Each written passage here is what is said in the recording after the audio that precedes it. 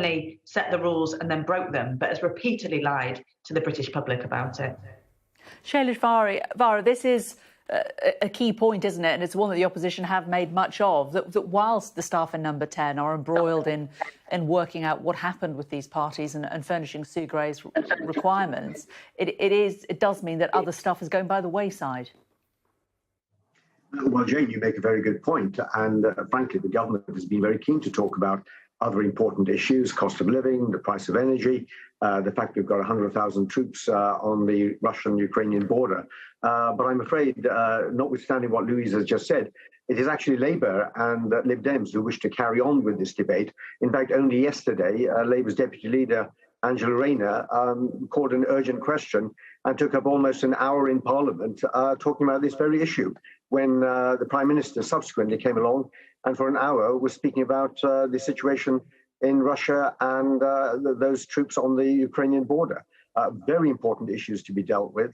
And I think that's where our attention should be. As far as the report is concerned, well, you know, it won't be long now, a matter of hours before Sue Gray's report is published. And then I hope that we can draw a line and really deal with those very important issues that concern my constituents and millions of people throughout the country. As I say, there are important issues there. But can I also say, Jane, that I think it's important that we recognise the enormously difficult decisions that the Prime Minister has taken and which have been the right decisions. At the start of this pandemic, there was no... That is the job of a Prime Minister, isn't it? It is, but in terms of criticism, I think we need to recognise that he has made the right call on a number of issues. For example, at Christmas, he made the right call in terms of the security measures that were required and the restrictions. We've managed to... The situation right now is that there are more people in work than before the pandemic, and there are more vacancies available than before the pandemic. And of course, we are the fastest growing economy in the G7. And I think that needs to be taken into account.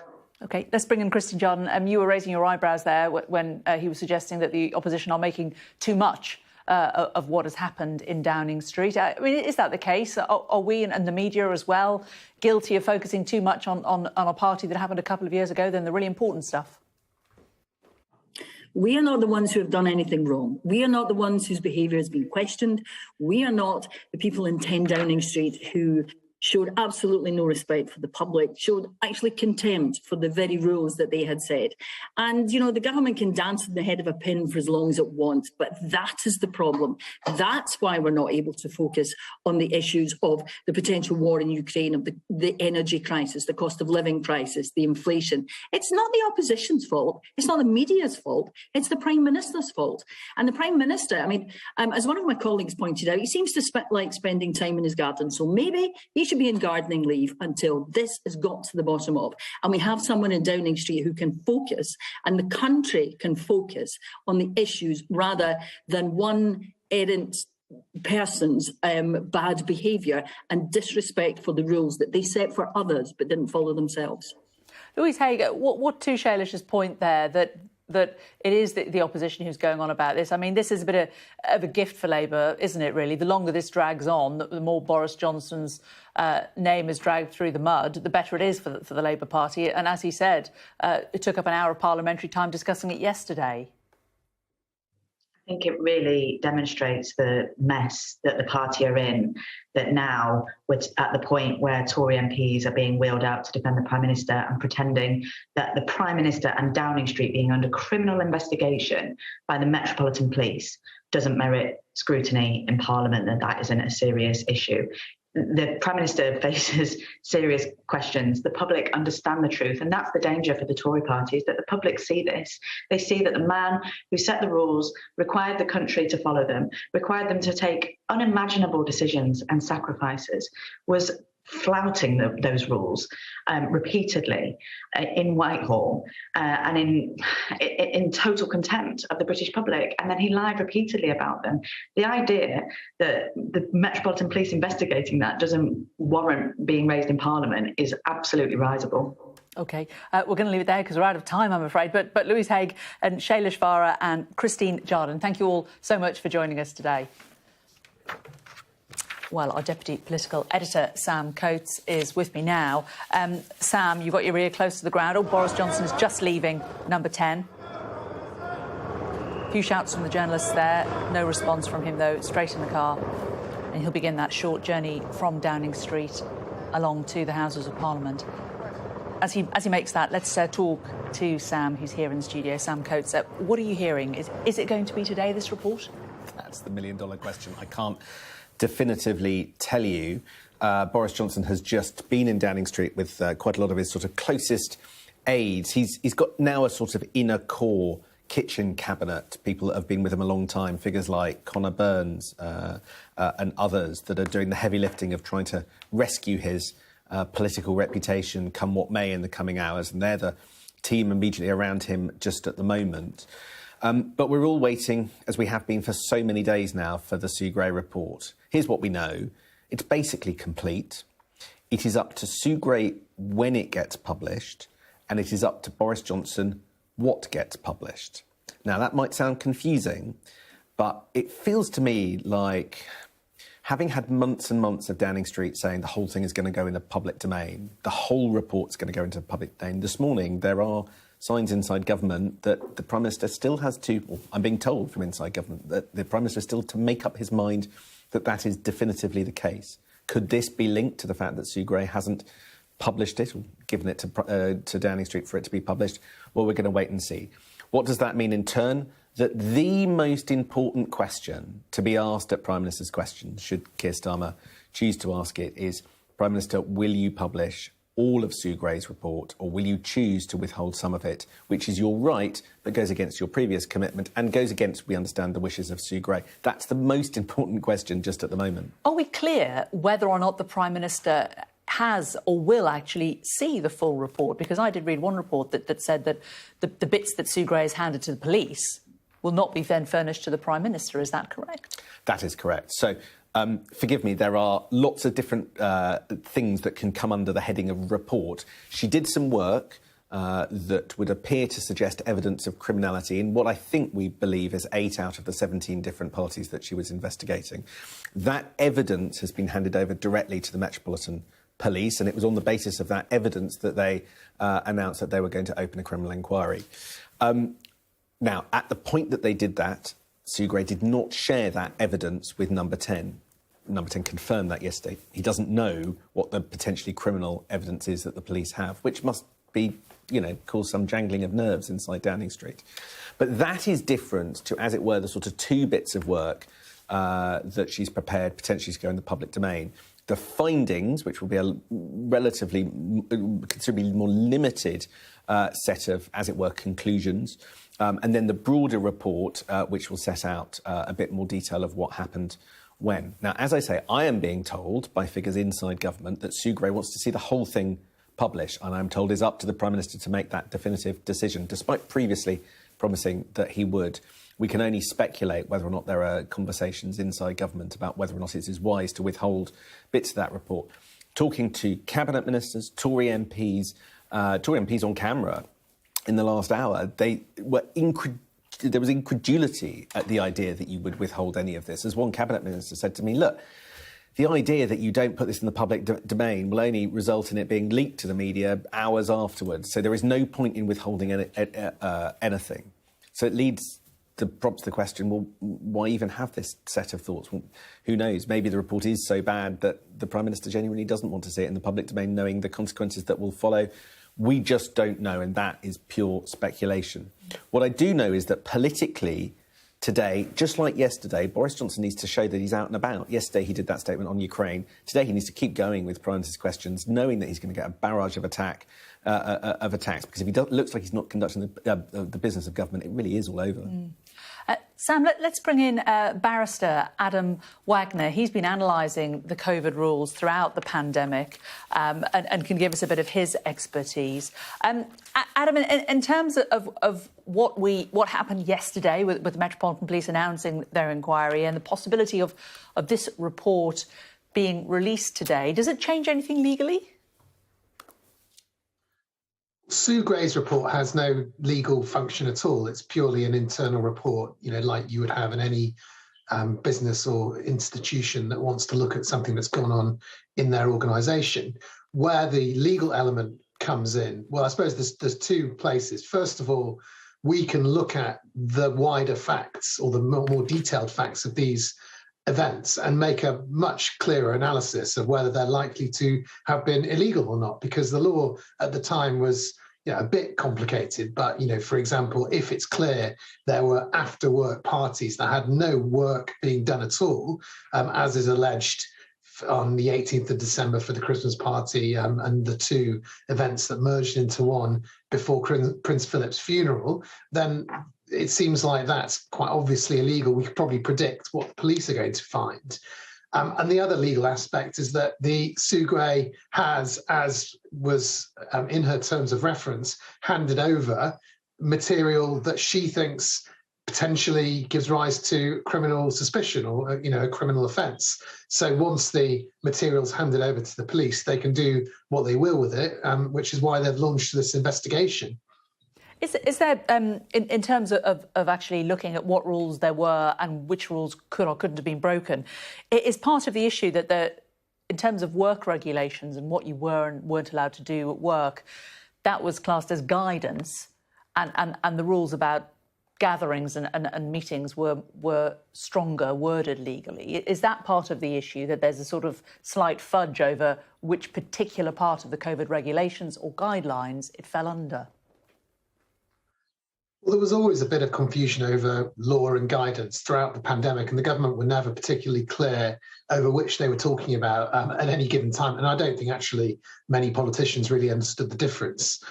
But the key thing to think about throughout the whole pandemic is when gatherings were banned and when leaving the home or being outside the home was banned. We're looking here at whether what was happening was reasonably necessary for work. That was the key.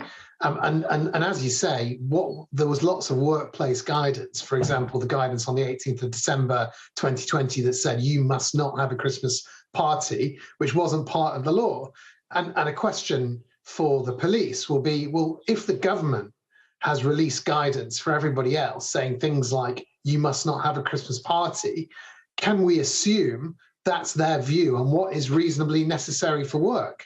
As in, how could it both be reasonably necessary for work to have a Christmas party when there is guidance that you have released yourself, which says you mustn't have a Christmas party? And I actually think in these situations, the guidance may be quite useful to understand what the government thought was reasonably necessary for work. But there'll be some instances where it's quite obvious that, for example, a birthday party is not reasonably necessary for work, whatever work you're doing. And in terms of the police's operation, how easy do you think it will be to retrospectively investigate this, given that Sue Gray has done all the legwork and that she'll be providing them with an enormous amount of information? Are they going to have to go over and re-look at that information, or will they just accept what they're given? Yeah. No, they'll if Sue Gray's work will be based in significant part on interviews she's done with staff and politicians. The police, the police can't just rely on those interviews, they will have to do the interviews themselves. And particularly if they're going to be interviewing suspects or people who potentially are going to reveal illegal activity in their interviews, they'll have to be interviewed under caution, which is why they can't use the Sue Gray interviews. And in fact, it really shows why the police should have just done this investigation themselves from December, rather than this odd choreography of waiting for Sue Gray and then having to go and do it all again, potentially giving people the chance to delete emails and text messages and also change their story. In terms of what the police may do, if they may interview Boris Johnson, what would be the difference between him being interviewed as a formal suspect or as a witness? Well, if he's a witness, he won't necessarily have to be interviewed under caution. But if he's somebody who, if we look at, for example, the 20th of May gathering in the garden, the bring your own booze, we know he attended that. But he was in his own garden, so it's not likely that he would be suspected of a criminal offence, because at the time this was all about being outside of the home without a reasonable excuse. But the event on the 18th of June, his birthday party that was took place in a room prearranged with food and cake and all of that, he would potentially be suspected of a criminal offence. So I think if he's interviewed about that gathering, if they're looking at it, then he would have to be interviewed under caution. And what it means is he'd potentially have access to a lawyer if he wants one. He'd be given, he'd be read his rights, as you might see from Line of Duty and those kind of TV programmes. And it's a much more formal process. The whole point is that you're being cautioned that you may have committed a criminal offence. However, a criminal offence he may or may not have committed, but if he's given it a fixed penalty notice, it doesn't lead to a criminal record. That's correct. I mean, it's the whole point of a fixed penalty notice is that it's instead of being charged with a criminal offence, it can show up, I think, on an enhanced check. But I mean, the question then it becomes really, in terms of seriousness, it becomes a political question, because you can only be given a fixed penalty notice under these regulations if a police officer reasonably suspects you have committed a criminal offence. And that's a very, very serious thing for the Prime Minister to be accused of and to be given, and any public official, really. I mean, these were the people who were setting the rules. And I don't just mean generally the government. The Cabinet Office is where the rules were made. It's who made the rules, on a daily basis. They were the ones who were deciding how to restrict people. So I think it is really serious, whether it's a fixed penalty notice or a criminal charge. OK. Adam, thanks so much for now. Adam's going to be helping us out if we get any developments on this throughout the day.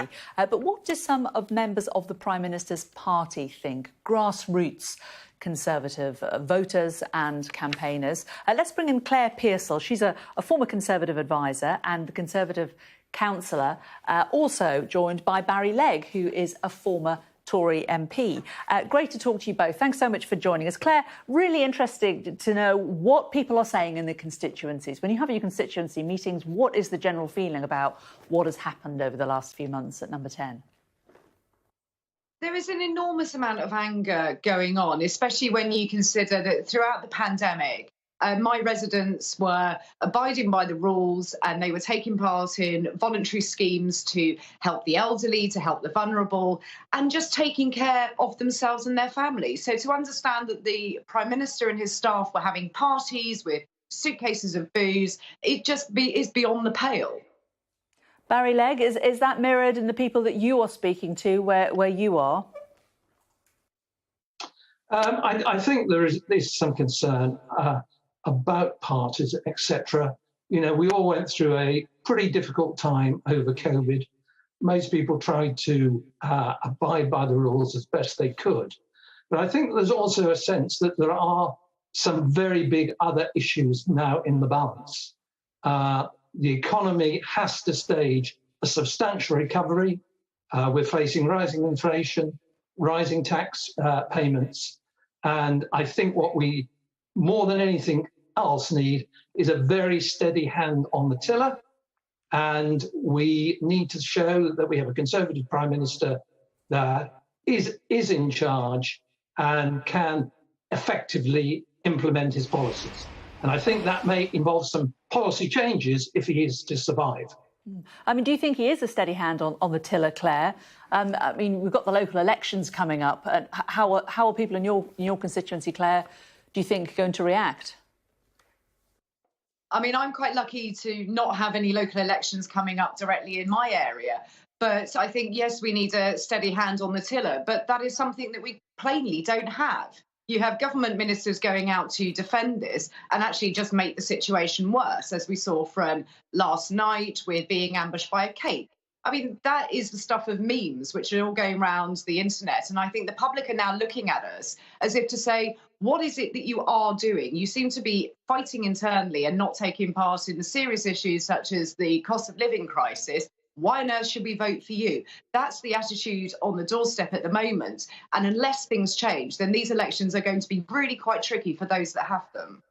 Barry, what do you want the Prime Minister to say at Prime Minister's questions today? What tack do you think he needs to take? Well, I think there's very little he can actually say at Prime Minister's questions. He'll try and give a robust defence of the present situation.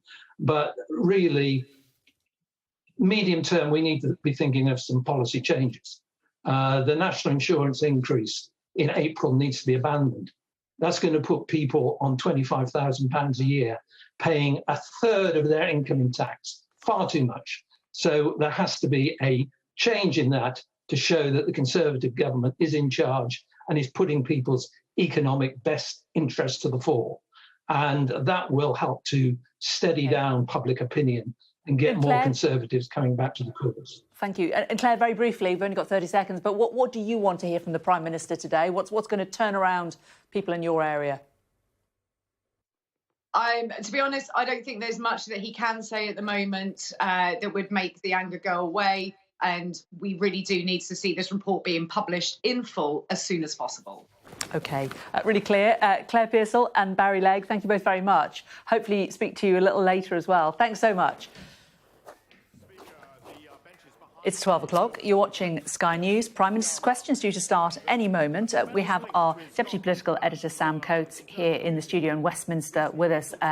It's going to be interesting, isn't it, Sam? There are three enormous questions at the heart of British politics right now. We might find out the answers in Prime Minister's Questions. 1, has Boris Johnson received the Sue Gray report? 2, when will we see the Sue Gray report? And 3, will Boris Johnson try to redact or not publish it in full? We hope we might get some of those answers in the next 30 minutes.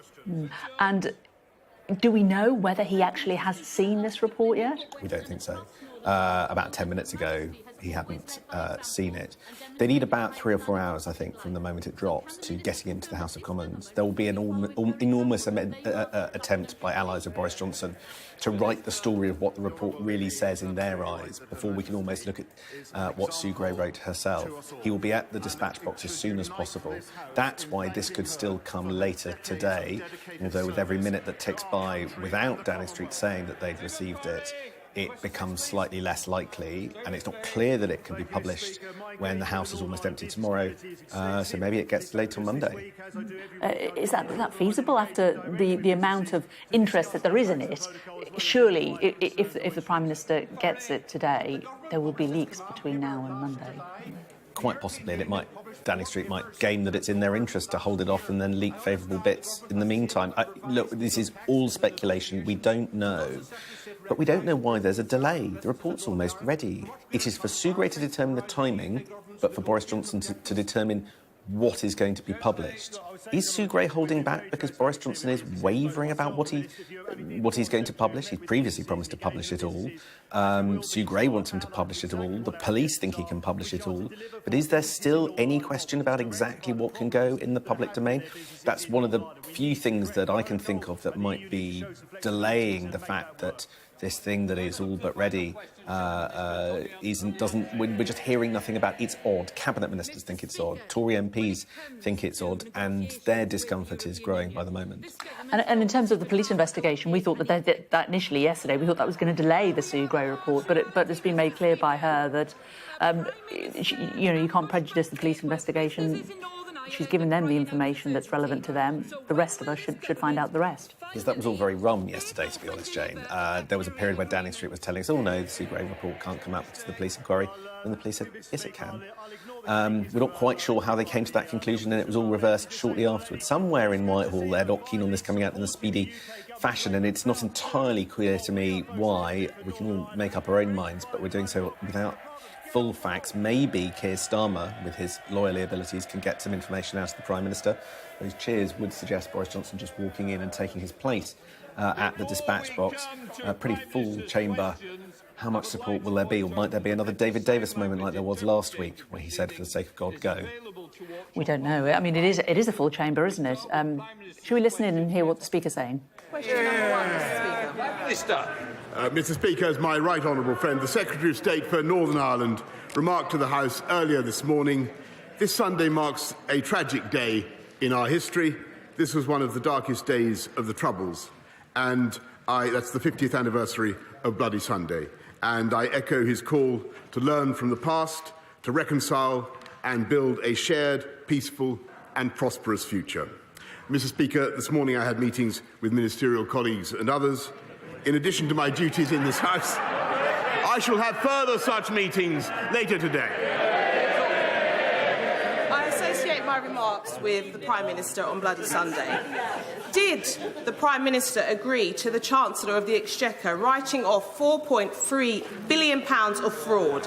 That's £154 of every household in the country. That went directly into the pockets of fraudsters. No, of course not, Mr. Speaker. But what I can tell him, we do not support fraudsters or those who steal from the public purse, Mr. Speaker. But what I can tell her is that everybody in this country should be very proud of the huge effort that was made by Lord Agnew and others to secure ventilators and to secure PPE. And at the time, Captain Hindsight and others were calling for us to go faster, Mr. Speaker. Craig Tracy. Thank you, Mr. Speaker. My local hospital, the George Eliot, has recently issued all of its staff, helpers and volunteers with a medal in recognition of the work that they've done and continue to do through the COVID pandemic. Would the Prime Minister join me in thanking them all for the incredible work they've done, including the specialist teams such as palliative care, who've had to act as surrogate families for patients whose relatives who've been able to attend because of restrictions? And will he consider following their lead in issuing a National Service Medal for all of our key workers who've done such an outstanding job in keeping our country going through the pandemic? Prime Minister. Yes, of course, Mr. Speaker. I thank my honourable friend, and I'm pleased that so many of the volunteers and the staff at George Eliot Hospital have been recognised in the Queen's New Year's honours list. I've seen the medal that they are proposing, and I think it's lovely, Mr. Speaker. And as I've told the House before, we're establishing a UK Commission on COVID commemoration to consider how we can commemorate everything that we've all been through, and the Commission will also consider how we can recognise the courage of frontline workers. We now come to the Leader of the Opposition, Keir Starmer. Thank you, Mr. Speaker, and can I join with the Prime Minister in his comments in relation to Bloody Sunday? The Ministerial Code says that ministers who knowingly mislead Parliament will be expected to offer their resignation. Does the Prime Minister believe that applies to him? Prime Minister. Mr. Speaker, of course, but let me tell the House that I think he's inviting a question about an investigation which, as you know, Mr. Speaker, I can't comment, and which he, as a lawyer, Mr. Speaker, will know that I can't comment on. And what I am focused on is delivering the fastest recovery of any European economy from COVID, the fastest booster rollout, 400,000 more people on the payrolls now than there were before the pandemic began. And we're launching a policy tomorrow, Mr. Speaker. He talks about people being out of work. In my case, that's what I understand why he wants it. We're launching a plan tomorrow, Mr. Speaker, to get 500,000 people off welfare into work. It's a fantastic idea. I hope he supports it. Keir Starmer.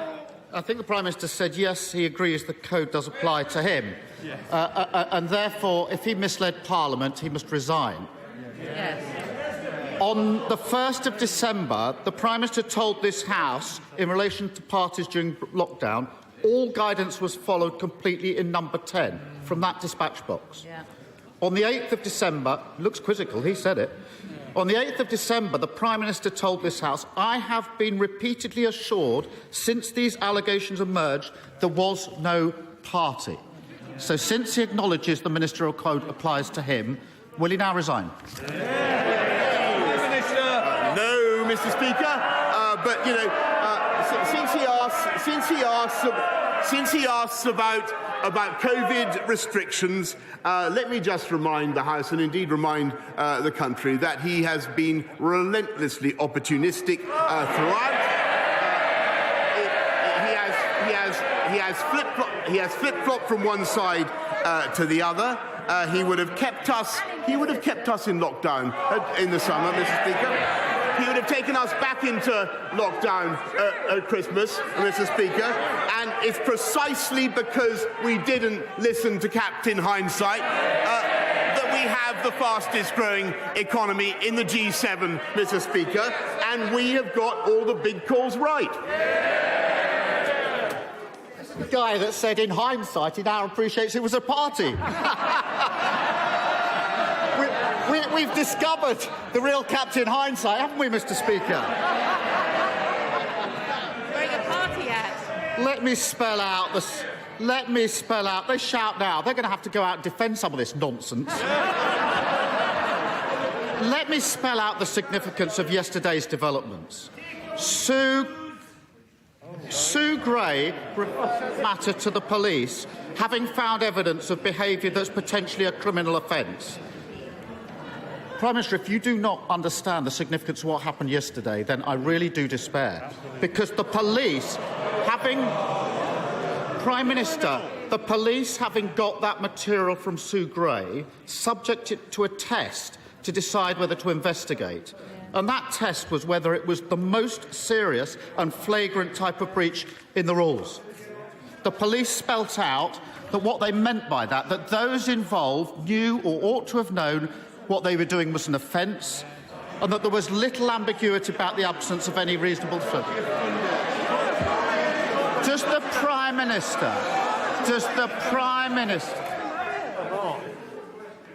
This question will continue, and I will hear the question.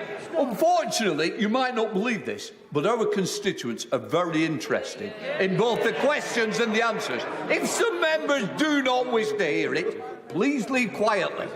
Keir Starmer. Mr. Speaker, having got the material from Sue Gray, the police had to take a decision as to whether what they had before them was the most serious and flagrant types of breach of the rules. If members want to laugh at that, laugh. The police spelt out what they meant. They decided on the material they've already got that those involved knew or ought to have known what they were doing was an offence, and that there was little ambiguity around the absence of any reasonable defence. Does the Prime Minister really not understand the damage his behaviour is doing to our country?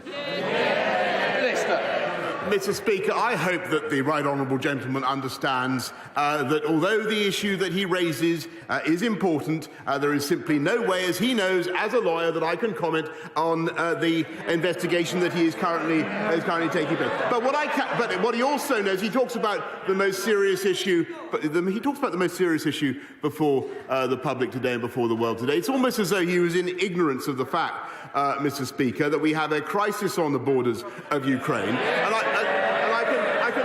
I can tell him what is going on in the cabinet room of this country is that the UK government, no, Mr. Speaker, the UK government is bringing the West together so that we have, led by this government and this Prime Minister and our Foreign Secretary and Defence Secretary, to bring the West together to have the toughest possible package of sanctions to deter President Putin from what I think would be a reckless and a catastrophic invasion. That is what this government is doing. We're getting on with the job, and I think he needs to raise his game, frankly.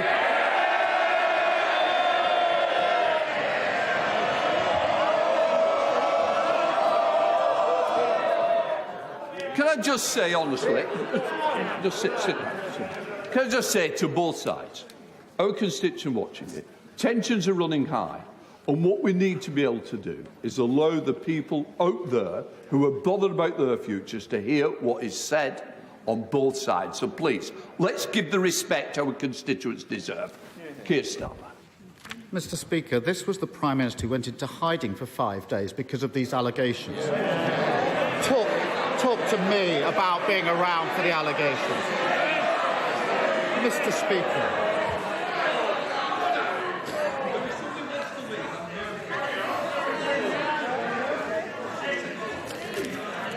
Can I just say, I don't want to do this, but I am determined to make sure our constituents can hear. The next person that stops me hearing will not be continuing in this debate. Questions? Mr. Speaker, the Prime Minister's continual defences wait for the Sue Gray report. On the 8th of December, he told this House, "I will place a copy of the report in the library of the House of Commons." His spokesperson has repeatedly stated that means the full report, not parts of the report, not a summary of the report, not an edited copy. So can the Prime Minister confirm that he will publish the full Sue Gray report as he receives it? Minister. Mr. Speaker, what I can tell him is that we've got to leave the report to the independent investigator, as he knows. And of course, when I receive it, I will do exactly what I said. But I can tell him that in the meantime, I think what the people of this country want to hear is what we're doing to tackle the issues that matter to all of us, fixing the cost of living, Mr. Speaker, helping people across the country, by lifting the living wage, Mr. Speaker, by helping people with their fuel costs, Mr. Speaker, as this government is, and by cutting the tax of people on universal credit, cutting the tax by £1,000. And, Mr. Speaker, that party opposite are committed to abolishing universal credit. That's their policy. Keir Starmer. Cutting the tax. The police say the evidence meets the test. Frankly, the public have made up their minds. They know he's not fit for the job, and that's what really matters here. Throughout this scandal, the Tories have done immense damage to public trust. When the leader of the Scottish Conservatives said the Prime Minister should resign, the leader of the House called him a lightweight. English Conservatives publicly undermining the Union by treating Scotland with utter disdain. How much damage are the Prime Minister and his Cabinet prepared to do to save his skin? Minister. Well, Mr. Speaker, I think that he was offering a yet more general criticism of what's been going on in Downing Street. Let me just remind the House of what's been going on in Downing Street. We've been prioritising the COVID backlogs, Mr. Speaker. Investing massively in 9 million more scans so that people get the treatment that they need and that they've been waiting for, and making sure that we have 44,000 more people in our... Yes, it says it's rubbish. They didn't vote for it, Mr. Speaker. They don't support it. 44,000 more people in our NHS now than there were in 2020, Mr. And we're fixing social care, Mr. Speaker, which governments have neglected for decades, and Labour did absolutely nothing. They have no plan at all to fix the NHS or to fix social care. Vote Labour, wait longer. Keir Starmer. The reality is that we now have the shameful spectacle of a Prime Minister of the United Kingdom being subject to a police investigation. Unable to lead the country, incapable of doing the right thing, and every day his Cabinet fail to speak out, they become more and more complicit. And what's utterly damning, despite the huff and puff, is that this is all happening when petrol prices, the weekly shop and energy bills are going through the roof. 3 months ago, Labour suggested cutting VAT from energy bills. Still, the government has failed to act. Instead of getting on with their jobs, they're wheeled out to save his. Whatever he says in his statement later today or tomorrow won't change the facts. Isn't this a Prime Minister and a government that have shown nothing but contempt for the decency, honesty and respect that define this country? Prime Minister. No, Mr. Speaker, we love this country and we're doing everything in our power to help this country. And of course he wants me out of the way, Mr. Speaker. Of course he wants me out of the way. He does. And I can't, and many people, of course, I don't deny it.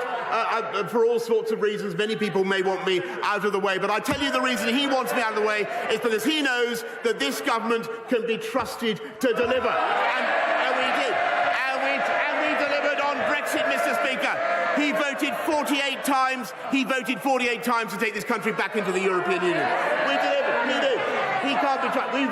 We delivered the fastest vaccine rollout in Europe, Mr. Speaker, and we will deliver on our plan to unite and level up across the whole of the UK. Crime down 10%, Mr. Speaker. Job vacancies at a record high. Colossal investment in...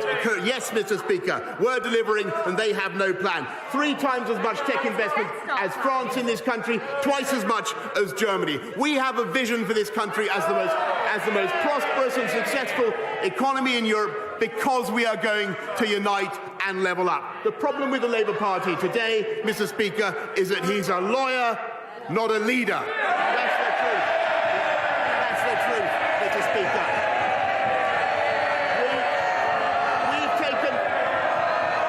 We've taken the tough decisions.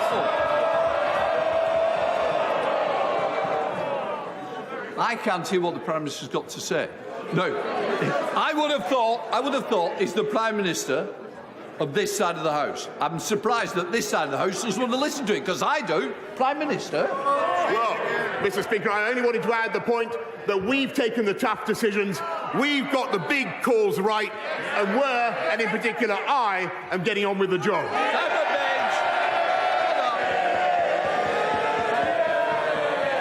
Thank you, Mr. Speaker. In Clwyd South, the Welsh Government has been dragging its feet on urgent repairs to the Newbridge Road, while in contrast, the Prime Minister and his government have delivered record Levelling Up Fund investment of £13.3 million along the Dee Valley, from the Trevor Basin to Llangollen and Chirk and on to Corwin. Will the Prime Minister comment on how the next phase of the Levelling Up Fund will bring hope and prosperity to other communities right across our proud union of the United Kingdom? Prime Minister. I thank my honourable friend very much, and what pleasure it gives me to address the member for Clwyd South, where I tried unsuccessfully so many years ago. And I'm delighted that a Conservative government is now investing so massively in levelling up in Clwyd South and across the whole of Wales. We now come to the leader of the SNP, Ian Blackford.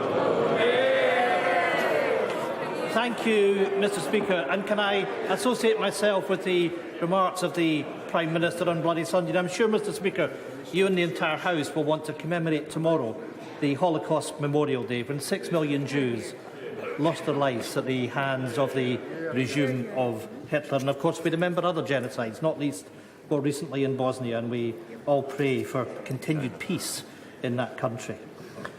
Mr. Speaker, at the heart of this matter, we have a Prime Minister who is being investigated by the police for breaking his own laws.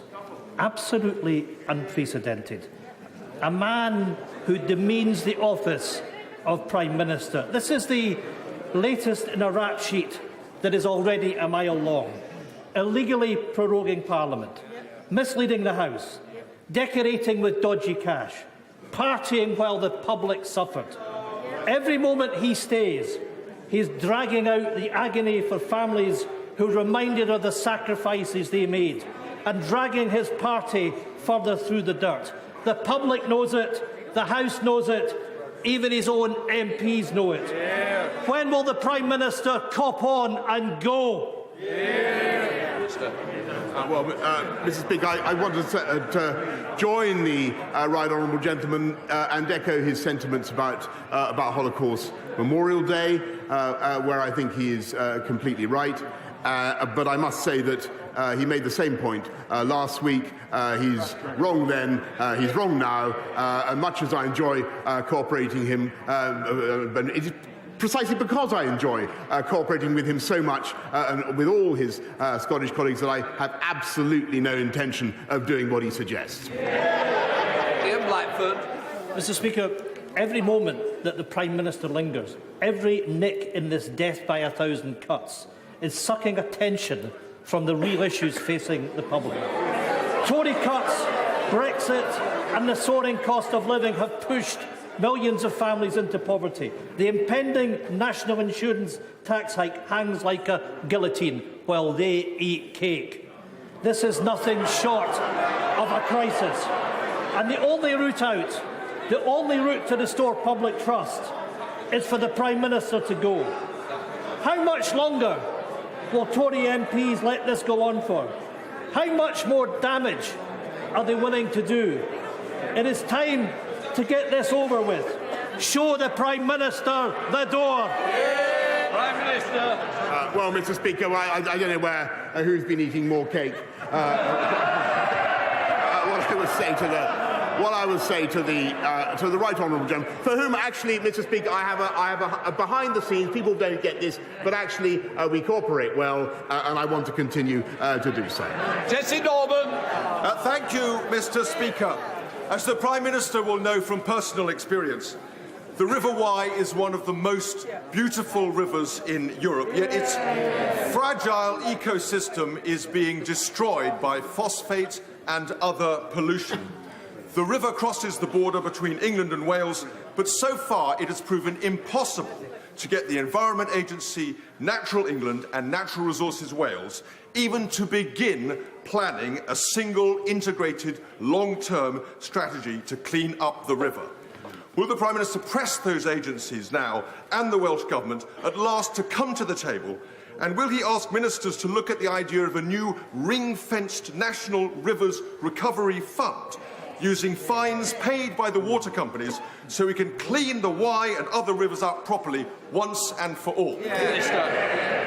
Well, Mr. Speaker, I had a memorable swim in the Wye myself. I think at about 5 o'clock in the morning once, and it tasted like nectar. I understand the problem that he raises. It's very important that our beautiful rivers should be clean as well. And my honourable friend, the Environment Minister, will be visiting the Wye area shortly, with or without his swimming trunks. And I know that we're urging the Welsh Government to take this matter as seriously as this government is.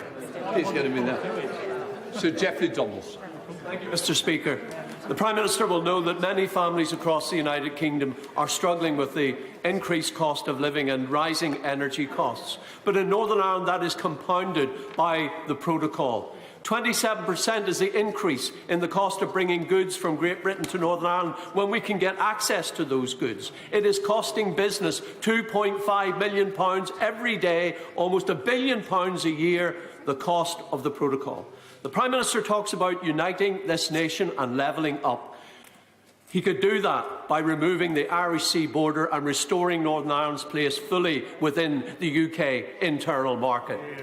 Prime Minister. Mr. Speaker, I must say that I support passionately the indignation of the right honourable gentleman opposite. And yes, Mr. Speaker, I never thought when we negotiated that this would be 200 businesses have stopped supplying Northern Ireland. Foods are being blocked, Mr. Speaker. Christmas cards are being surcharged. And frankly, Mr. Speaker, the EU is implementing this in an insane and pettifogging way. And we need to sort it out, and I completely support what he's saying. Philip Dunn.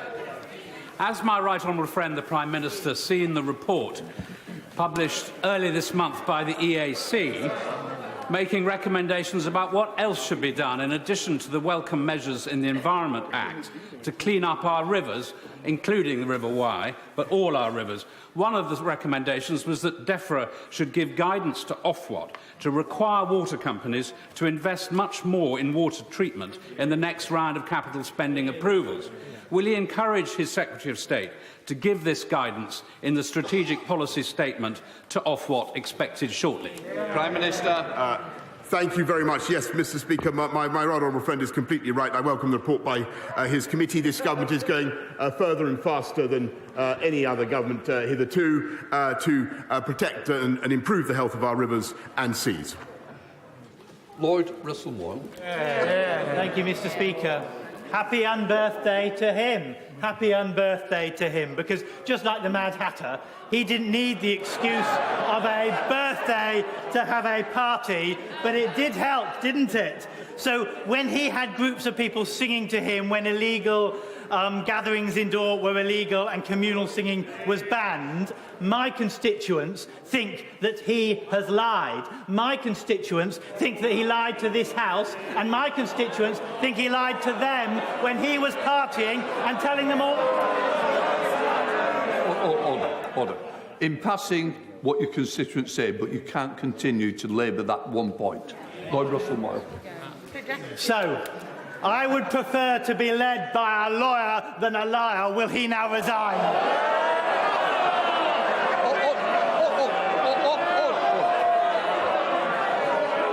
The honourable member will be withdrawing that last comment. I withdraw it. That's what my constituents think, not mine. Right to less of that, Prime Minister. Well, I think that the honourable gentleman, I'm afraid, in everything he said just now, plainly doesn't know what he is talking about. He plainly doesn't know what he's talking about. what I can tell him, and what I can tell his constituents, is that irrespective of what they want to focus on, and I understand why they do, Mr. Speaker, this government is going to get on with the job and deliver for the people of this country. Cheryl Murray.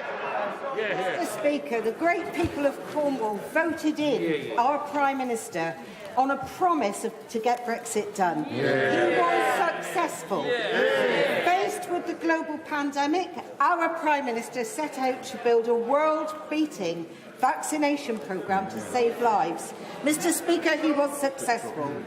He's now lifted COVID restrictions against huge pressure not to do so, and he's got the economy back on track.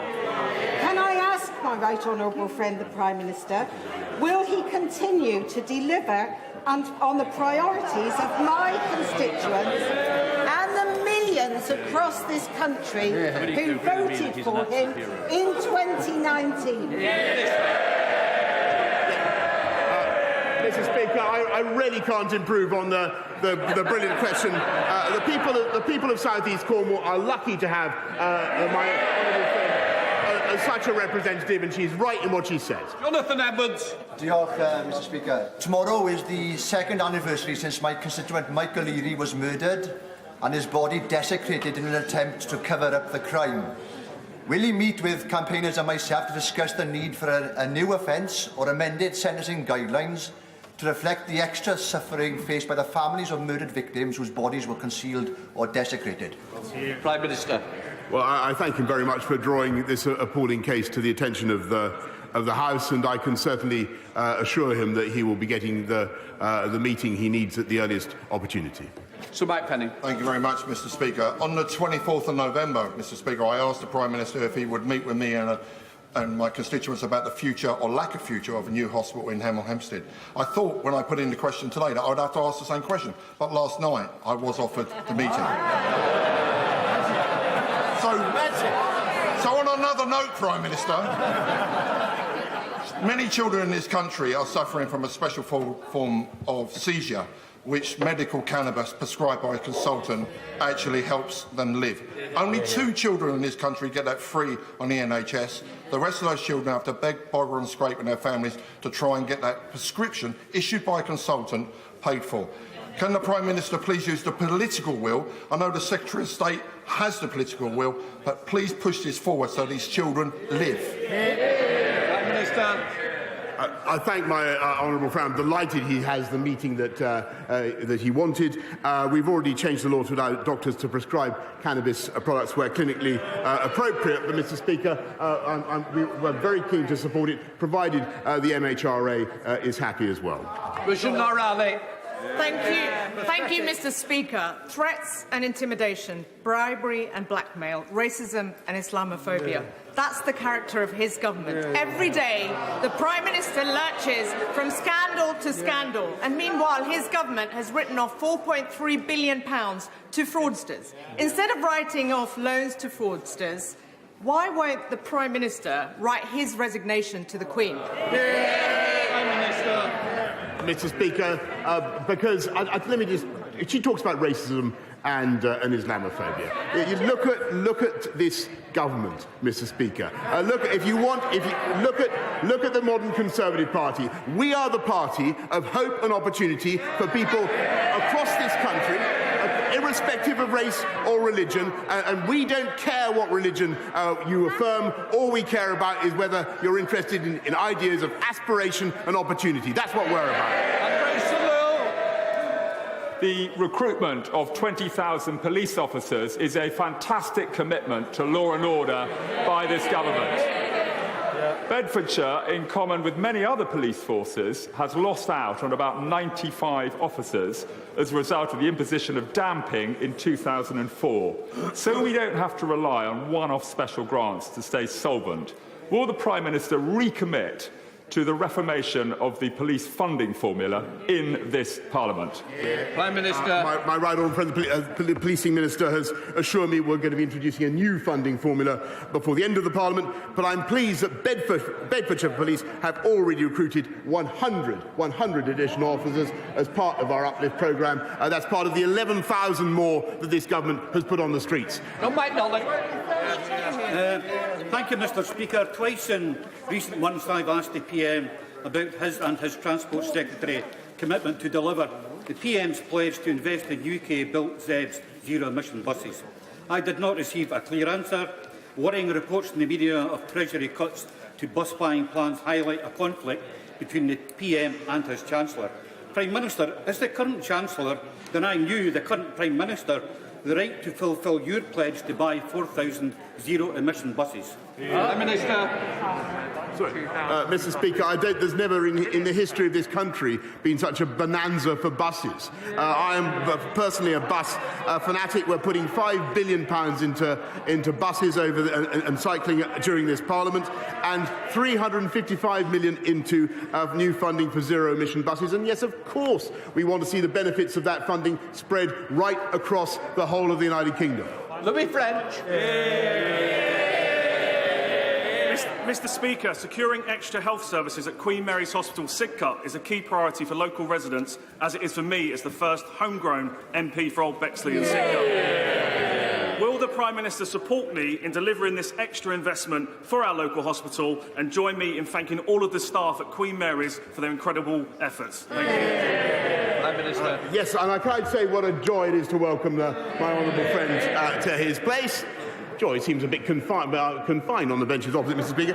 I thank him for his work and support for everybody at Queen Mary's Hospital, which he and I have campaigned for many years. Last year, Queen Mary's received £800,000 of funding, and I hope that it will benefit further from the £1 million funding awarded to the Oxley's NHS Foundation Trust to improve technology services across its estates. Richard Bergen. Thank you, Mr Speaker. A nurse who organised a small socially distanced demonstration against this government's pay cuts was fined £10,000. People out there are sick to the back teeth of it being one rule for the Tories and another for everyone else. The Prime Minister, for once, needs to do a decent thing. For God's sake, resign. Mr Speaker, I don't think there was a question there. There was an invitation for me to do what, of course, the Labour Party wants me to do, but I'm not going to do it, Mr Speaker. We are going to carry on with our agenda of uniting and levelling up across the country. And they fundamentally know that they have no answer to that. We have a plan and a vision for this country. They have absolutely nothing to say. And that is the difference between our side and their side. Mr Speaker, alongside the threat of a Russian invasion of Ukraine, there are real fears of China invading Taiwan. On Sunday, Beijing staged the largest incursion into Taiwan's airspace since October. Does my right honourable friend agree with me that military aggression and threat of occupation are never acceptable anywhere in the world? And will he confirm that under this Conservative government, the UK will always be at the forefront of standing up forcefully for freedom and democracy, security and stability? Yes, I thank my honourable friend. I want to tell him that the Chinese military flights that have taken place near Taiwan in recent days and months are not conducive to peace and stability in the region. And what we need is a peaceful and constructive dialogue by people on both sides of the Taiwan Strait. And I know that is what my right honourable friend, the Foreign Secretary, and all colleagues are working for. That ends Prime Minister's questions. For those who are not staying for the UQ, please leave quietly.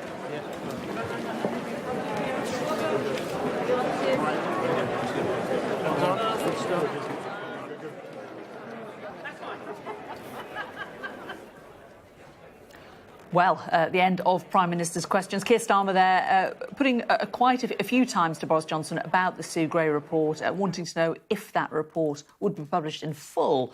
But we didn't manage to glean from Prime Minister's questions when it might be published, or indeed whether Boris Johnson had seen it. Our Deputy Political Editor, Sam Coates, is with me now. Compared to last week's Prime Minister's questions, it was a little bit flatter, wasn't it?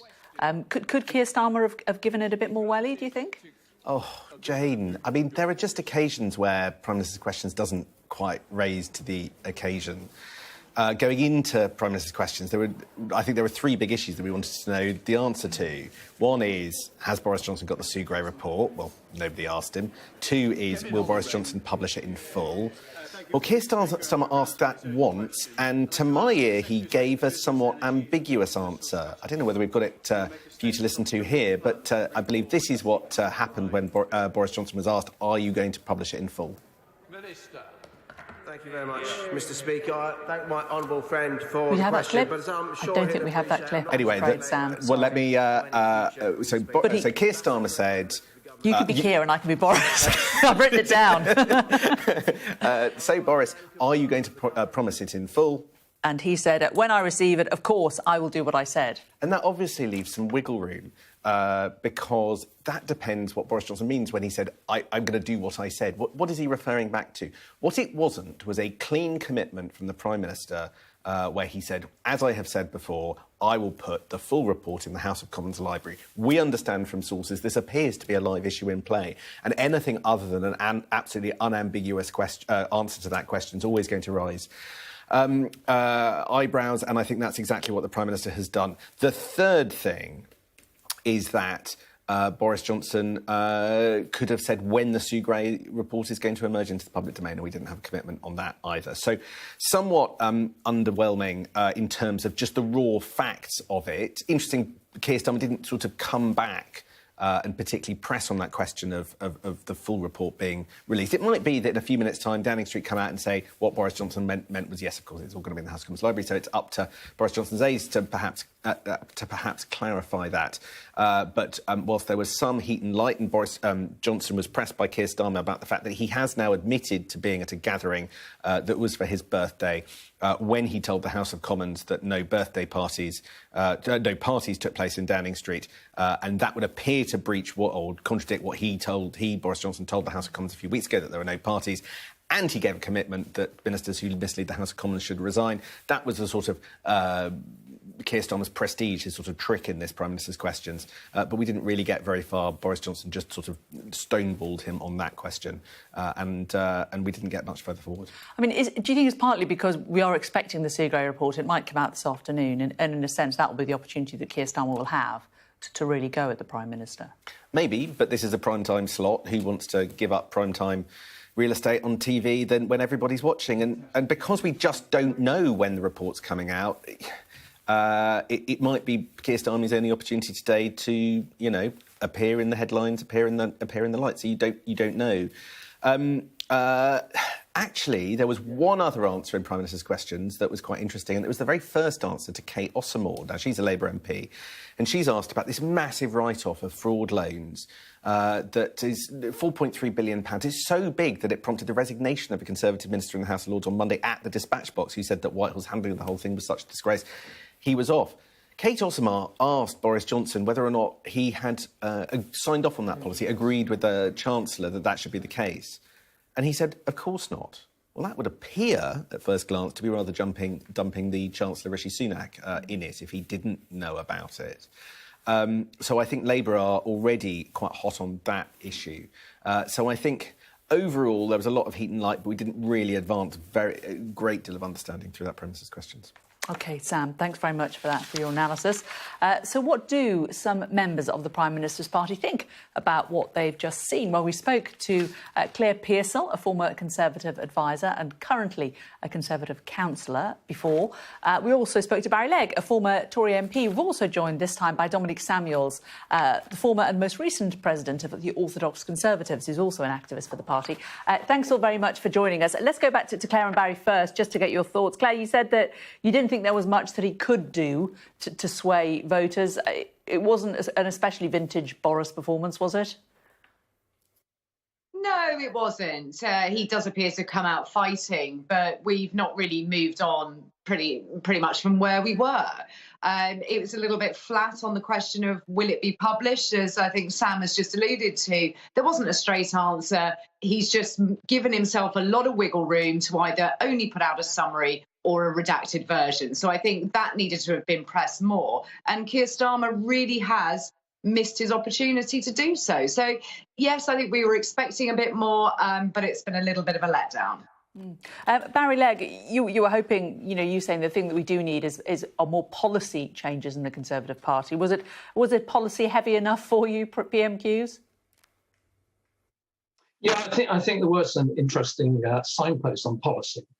Overall, I thought it was a strong competitive performance by the Prime Minister.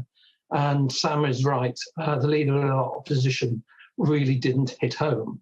On the issue of taxes, a very interesting question from Ian Blackford of the Scottish Nationalists. He said the national insurance increases, which I was referring to in my earlier comments, were like a guillotine hanging over the Conservative Party. And certainly the Prime Minister didn't disagree with him.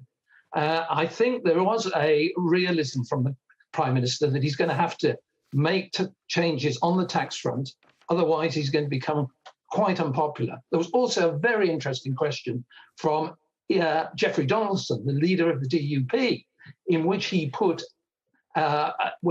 spoke about the terrible defects in the Northern Ireland Protocol, which of course Boris Johnson had given the OK to when we left the EU. And in fact, the Prime Minister then said, I agree with everything that Mr. Donaldson said in way of criticism of the Northern Ireland Protocol. Now, that's a very encouraging sign for people that believe in the Union, because that matter is still up for discussion with the EU at the moment. And Boris Johnson is sending his Foreign Secretary, Liz Truss. And it sounds as if he's sending her with a stronger brief than many anticipated. So under the circumstances, I think it was quite a credible performance by Boris Johnson, and another poor day for the Leader of the Opposition. OK, let's bring in Dominic Samuels, former President of Orthodox Conservatives. What were you hoping from PMQs today, and did it serve up what you were hoping for? And, I've been Boris Johnson's staunchest critic throughout the pandemic, because I've been virulently against a lot of the restrictions and the government's approach to it. I've not thought it was very Conservative, hence why, I don't plan to vote for the Conservatives ever again. But one thing that I wanted the Prime Minister to focus on carrying on with the job, because there aren't many alternatives at the moment within the Conservative Party, and a lot of his own MPs know that. So I really wanted him to sort of have more of a staunch defence. But as the allegations about parties and now one including a birthday cake keep rolling in, the Prime Minister's defence of this gets weaker and weaker. Now the only thing he can do is refer to the upcoming report by Sue Gray. And I think the fear is, as more and more MPs are challenging the Prime Minister to resign, his own MPs will get quite angsty about this and think we can't get along with, running the country, because more people are concerned about the Prime Minister's private life and how he broke his own rules. So that is difficult. But I think overall, Boris Johnson is a far better leader than Keir Starmer. I think, that's just the top and bottom of it. So it is precarious right now, but there are bigger issues like national insurance, like tax rises, like the energy crisis that we should be focused on as a country, and not birthday cakes and parties, in my view. And Dominic, in terms of where the party could move forward from this, a culture change seems to be what I'm hearing from all of you about the leadership. Is it possible, do you think, for Boris Johnson to do that, to be the man who spearheads a culture change and rehabilitate himself and those around him? Well, I think he's going to have to be, because a lot of the chaos that's ensued throughout Downing Street has occurred under his nose. And it's not just because of the parties. It's, it's Dominic Cummings, it's Owen Paterson, it's all of those issues. And it's something the Prime Minister needs to sort out. I think he's got a very short time frame to do this. But at the end of the day, whether he survives or not in the coming months, he won't be Prime Minister for much longer, I don't think. OK, pretty damning.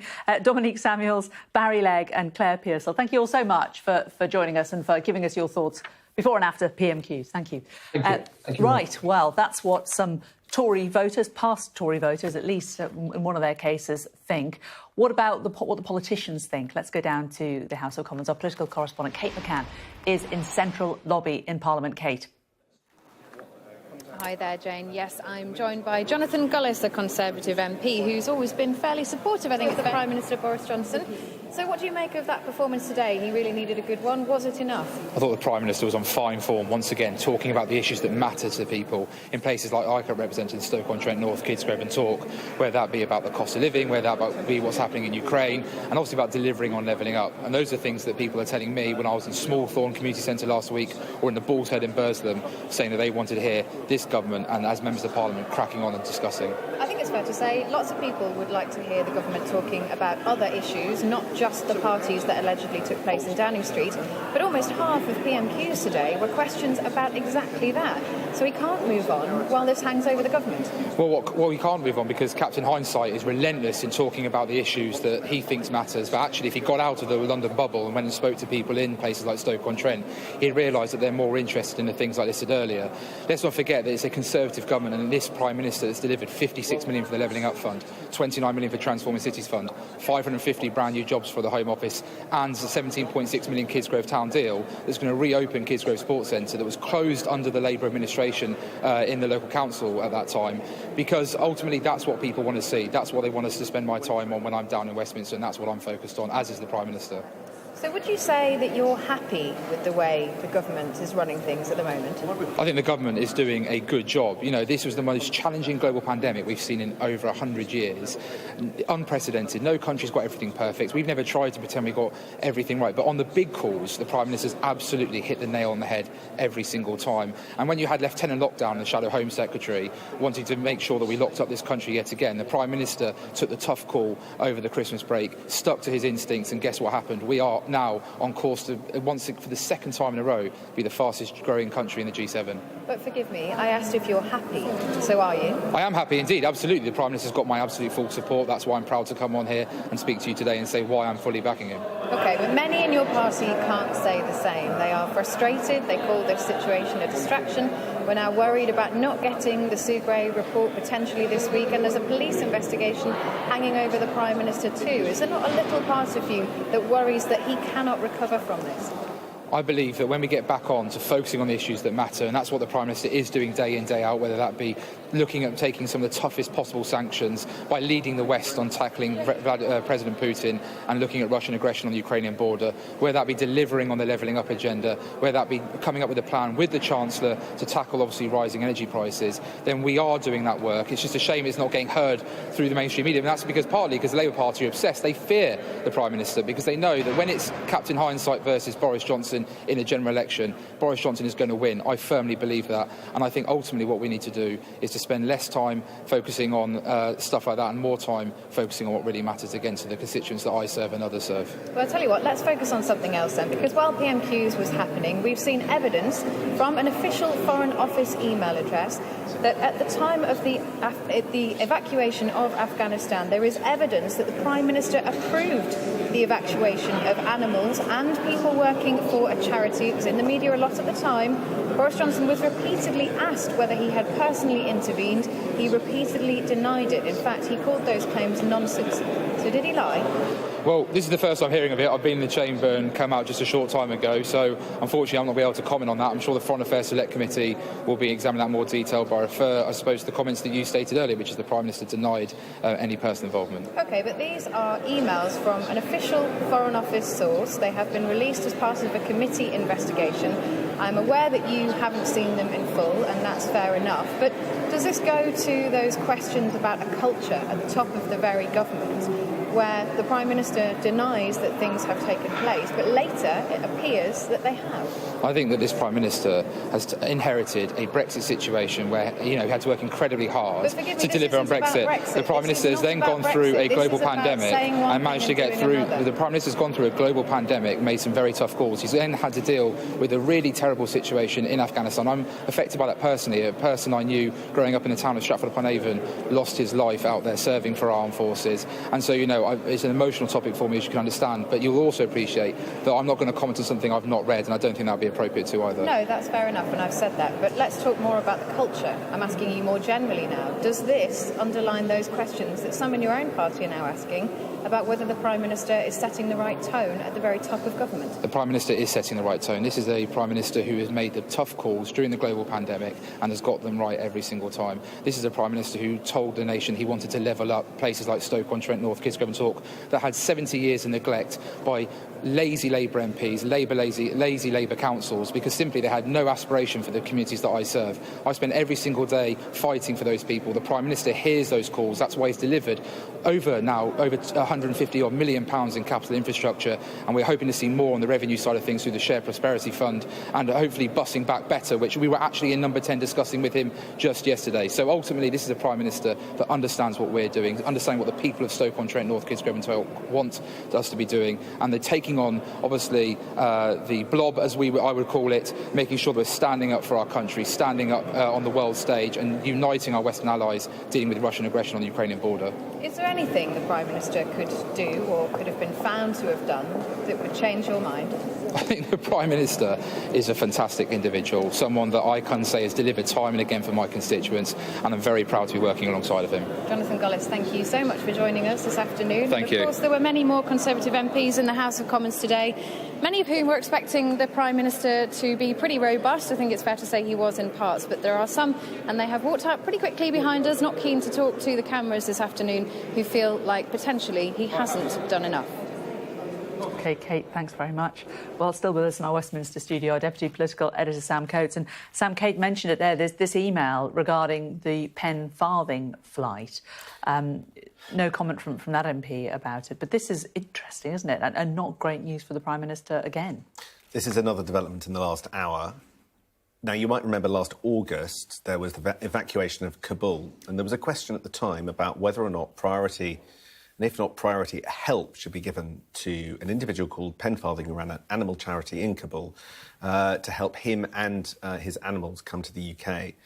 Now, to cut a long story short, at the time Boris Johnson denied involvement, but in the last hour the Foreign Affairs Select Committee, chaired by Tom Tugendhat, has published an email from Zach Goldsmith, who's close both to Boris Johnson and his wife Carrie being a well-known animal rights activist and supporter, on the 25th of August. And the key bit is that it says this charity has received a lot of publicity and the PM has just authorised their staff and animals to be evacuated. And the charity are hoping to be treated in the same capacity as other people who needed to leave the country. But the key words there, the PM has just authorised their staff and animals to be evacuated. That was denied at the time. I think that there's going to be quite a lot of comment on that in the hours and months ahead. OK, Sam, thanks very much for that. Well, you are watching Sky News live from the heart of Westminster today. Coming up, the Prime Minister continues to be under pressure